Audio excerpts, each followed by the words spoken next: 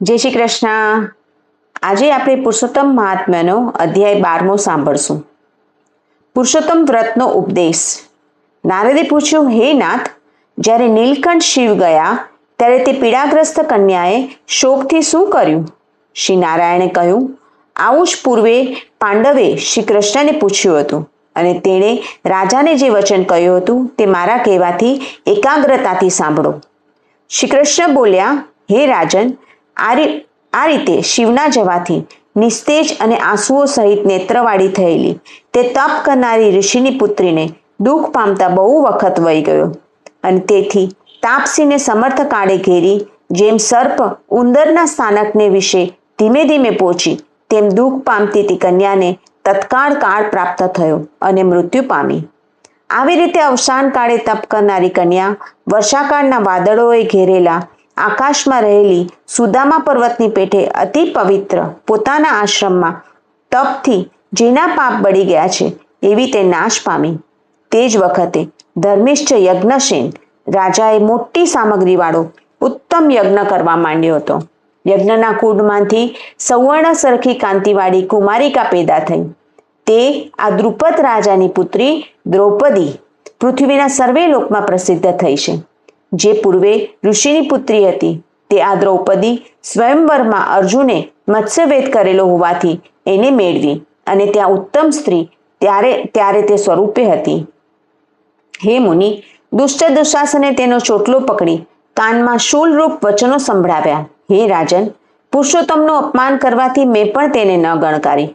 જ્યારે મારા વિશે સહસ્નેહ કરી વારંવાર હે દામોદર, દયાના સમુદ્ર, હે કૃષ્ણ, હે નાથ, ક્લેશોને ટાળનારા આ મારા નામોનો ઉચ્ચાર કરવા લાગી કે હે ઇન્દ્રિયોના અધિપતિ, મને અહીંયા કોઈની સહાય નથી, મારે માં નથી, તેમજ બાપ નથી, તેમજ ભાઈઓના પુત્રોનો સમુદાય નથી, સખીઓ નથી, કુળની સ્ત્રીઓ નથી, બહેનનો પુત્ર નથી, કોઈ સગો નથી અને પ્યારા પ્રાણનાથ નથી. જે ગણો તે સગડું આપ જ છો. હે ગોવિંદ, ગોપીઓના નાથ, હે પ્રભુ, દુશાસન ખૂબ જ ત્રાસ આપે છે, છતાં મારી વારે કેમ નથી આવતા? પૂર્વે વિસ્મરણ થયેલી હતી તો પણ દુશાસને પરભવ પામ્યાથી દ્રુપદની પુત્રી મારા સ્મરણને પામી. ત્યારે તત્કાલ ગરુડ ઉપર બેસી ત્યાં આવી મેં એના અનેક વસ્ત્રો પૂર્યા. આજે સદા મારામાં સ્નેહ કરનારી વાલથી અને મારા પ્રાણ સરખી રાખી છે તે પણ પુરુષોત્તમના તિરસ્કારથી મેં તે આ દ્રૌપદીની ઉપેક્ષા કરી, કેમ કે પુરુષોત્તમના તિરસ્કાર કરનારને પીડું છું.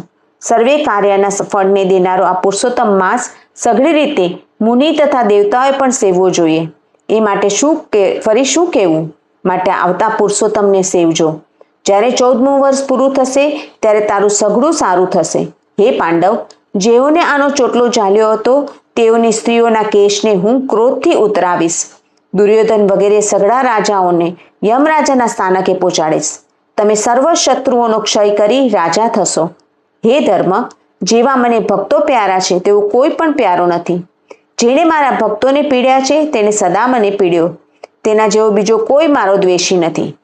યમરાજા તેના ફળને આપે છે અને હે પાંડવ, હું તે દુષ્ટને દંડ દેવા માટે રાહ પણ જોતો નથી. શ્રી નારાયણે કહ્યું, મધુ દૈત્યને મારનાર શ્રી કૃષ્ણ તે પાંડવોને તથા દ્રૌપદીને દિલાસો આપી દ્વારિકા જવાની ઈચ્છાથી બોલ્યા, હે રાજન, હવે હું દ્વારિકા તરફ જઈશ. મહાભાગ એવા વસુદેવ, મારા મોટા ભાઈ બળદેવ, મારી માતા દેવકી, બીજા સાંબ વગેરે પુત્રો, આહુડ વગેરે યાદવો, રૂક્ષ્મણી વગેરે જે સ્ત્રીઓ, તે સર્વે સ્થિર દ્રષ્ટિથી મારા આવવાની ઈચ્છા રાખનાર છે અને એમ જ મને જોવાને ઉત્સુક થયેલા મારું જ ચિંતન કરે છે. શ્રી નારાયણ કહ્યું, આ પ્રમાણે કહેનારા તે દેવોના દેવ ઈશ્વર શ્રી કૃષ્ણને તથા કૃષ્ણના પ્રયાસને જાણીને પાંડવો ગડગડા થઈને કહેવા લાગ્યા, હે કૃષ્ણ, જેવી રીતે જળમાં રહેનારા જીવોનું જીવન જળ છે તેવી રીતે અમારું જીવન તમે છો. થોડા વખતમાં પાછું દર્શન દેજો. પાંડવોના કૃષ્ણ નાથ છે, 3 જગતમાં બીજો કોઈ પણ નથી. આવું સર્વે ખુલ્લી રીતે કહે છે, માટે સર્વદા અમારી રક્ષા કરો. હે જગતના ઈશ્વર, અમે સઘળા તમારા છીએ, અમને ભૂલશો નહીં એમ વારંવાર માગીએ છીએ. આ રીતે અનેક વાર જ્યારે પાંડવો કહેતા હતા ત્યારે યદુકુલને ધારણ કરનારા ભગવાન શ્રી કૃષ્ણ પાછળ આવતા પાંડવોને પાછા વાળી મંદ મંદ હસી રથમાં બેસી દ્વારિકા નગરીમાં ચાલ્યા ગયા. શ્રી નારાયણ કહ્યું, પછી જ્યારે દ્વારિકાના પતિ શ્રી કૃષ્ણ દ્વારિકા ગયા ત્યારે રાજા પણ નાના ભાઈઓ સહિત સંતાપ પામતા તીર્થો પ્રત્યે ફરવા લાગ્યા. હે બ્રાહ્મણ, શ્રી ભગવાનના પ્યારા પુરુષોત્તમ માસનું શ્રી કૃષ્ણનું વચન સાંભળી નાના ભાઈઓને ધર્મરાજ કહેવા લાગ્યા, અહો અતિ ઉગ્ર પુરુષોત્તમનું મહાત્મ્ય સાંભળ્યું. પુરુષોત્તમ સેવ્યા વિના કેમ સુખો મેળવી શકાય? પણ ભરતખંડમાં જે જુદા જુદા નિયમોથી પુરુષોત્તમને સેવે છે તે જ ધન્ય છે. આ પ્રમાણે સઘળા તીર્થોમાં ફરતા પાંડવોએ પુરુષોત્તમને પામવાથી તેનું વ્રત વિધિ સહિત કર્યું.